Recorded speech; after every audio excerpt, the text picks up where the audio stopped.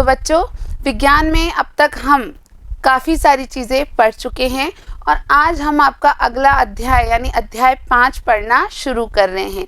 अध्याय 5 का जो नाम है वो है पदार्थों का पृथक्करण। तो बच्चों, पृथक्करण का अर्थ होता है अलग अलग करना, पृथक करना या अलग अलग करना। तो क्या आपने देखा है कुछ चीज़ों को, मिली हुई चीज़ों को अलग अलग करते हुए? डेफिनेटली आपने कभी ना कभी ऐसा देखा होगा। तो बच्चों, यहाँ आपको समझना है कि कौन कौन सी विधियों से अलग अलग चीज़ों को अलग किया जाता है। तो ये पृथक्करण की महत्वपूर्ण विधियाँ हमें जाननी है। तो शुरू करते हैं समझना पृथक्करण की विधियों को।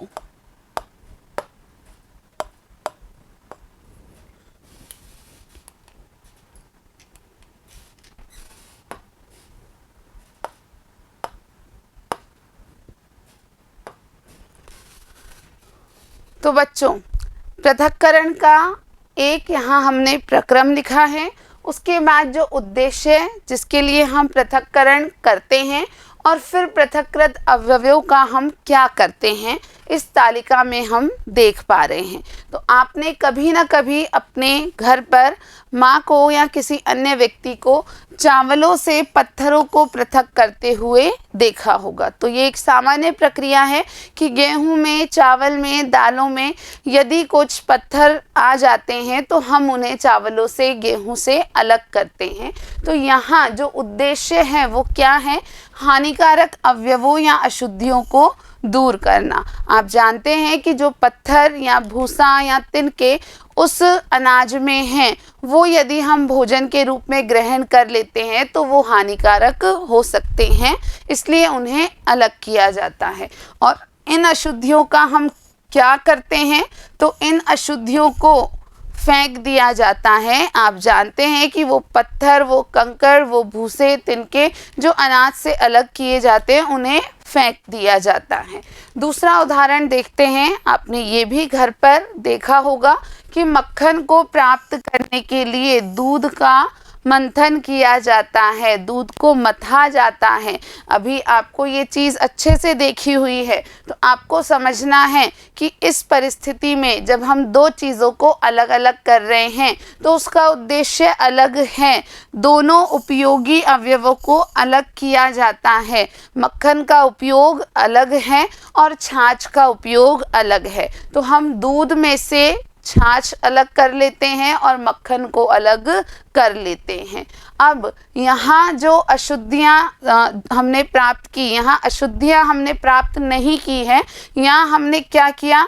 दो अवयव प्राप्त किए और उन दोनों का उपयोग किया। आप छाछ का भी उपयोग करते हैं और आप मक्खन का भी उपयोग करते हैं।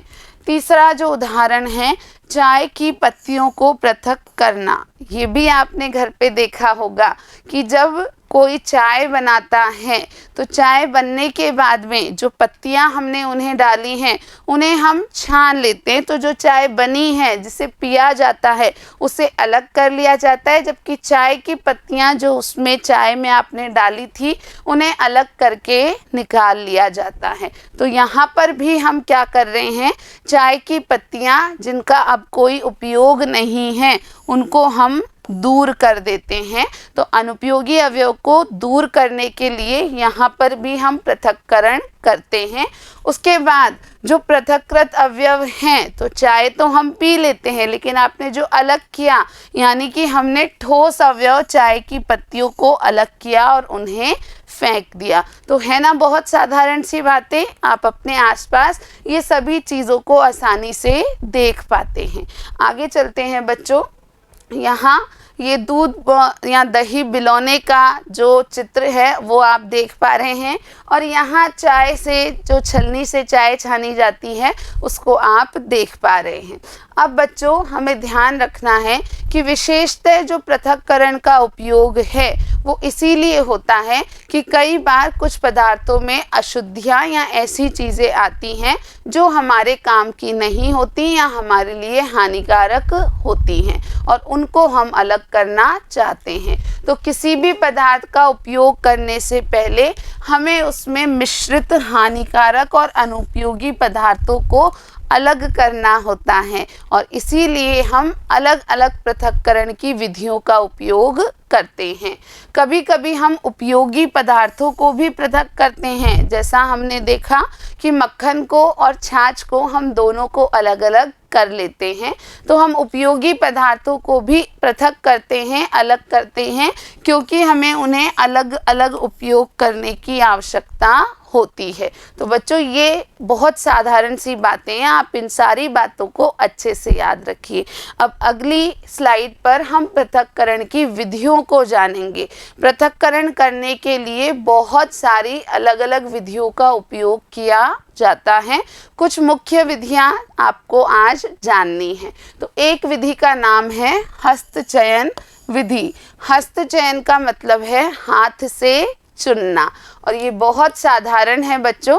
जैसा मैंने आपको बताया कि गेहूं में, चावल में, अन्य अनाजों में, दालों में कई बार कुछ मिट्टी के कण, पत्थर या भूसा आ जाता है, तो उन्हें अलग करने के लिए हाथ से ही, देखिए यहाँ पर ये व्यक्ति कर रहा है ना, गेहूं की बोरी रखी है, इसमें से ये गेहूं को लेते हैं और हाथ से यानी हस्तचयन द्वारा गेहूं को अलग करते जाते हैं और जो अशुद्धियां हैं उनको अलग कर लेते हैं। तो ऐसी अशुद्धियां जो अलग की जाती हैं वो बहुत ज़्यादा नहीं होती, क्यों हस्तचयन का हम उपयोग तब करते हैं जब अशुद्धियों की मात्रा थोड़ी होती है, जो मुख्य पदार्थ आपको उपयोग लेना है वो बहुत ज़्यादा है और उसकी तुलना में अशुद्धियां बहुत ही कम हैं। इसके बाद हम थ्रेशिंग की बात करते हैं। जो दूसरी विधि है उस विधि का नाम है थ्रेशिंग।